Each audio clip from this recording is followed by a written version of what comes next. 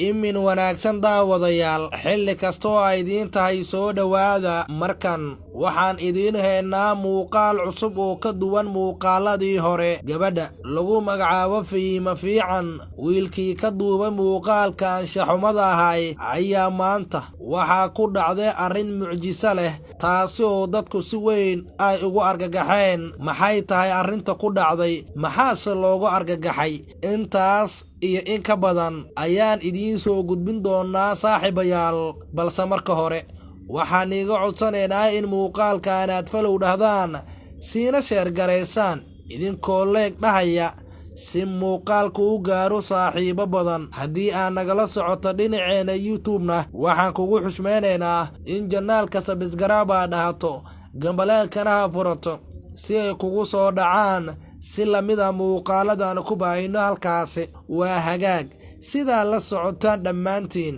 Dhowaan waxaa baraha bulshada lagu baahiyey muuqaal anshaxumaha oo laga duubay gabar walaasheen ah. Wiilka muuqaalka duubay aysan ku jirin damiir damqasho leh, aysan ku jirin mid walaaltinimo, aysan ku jirin mid xushmadeysan, aysan ku jirin mid diinta iyo sidoo kale dhaqanka sal iraad ku leh, kaasi oo ceebeystay gabar walaasheen ah. Wiilka oo lagu magacaabay Ibraahim ugu dambeyn maanta waxaa ku dhacday mucjiso tii ugu xumeeday. Moosan islahayn way kugu dhacaysaa, hase yeeshee Soomaalidu waxay tiraa ninba waayihiisa ayaa wala loo tumaa.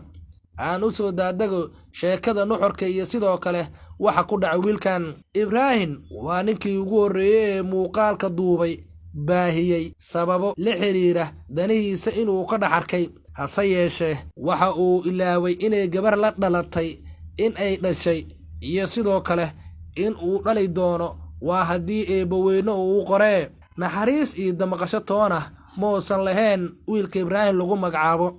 Mucjiso oo aan si filanaynin ayaase maanta ku dhacday daawade. Inkastoo gacanta lagu soo dhigay, haddana waxaa la rajeynayaa sida wararka xogta saxda ah aan helayay ay xaqiijinayaan in maalinta birito ah maxkamadii la soo taagi doono.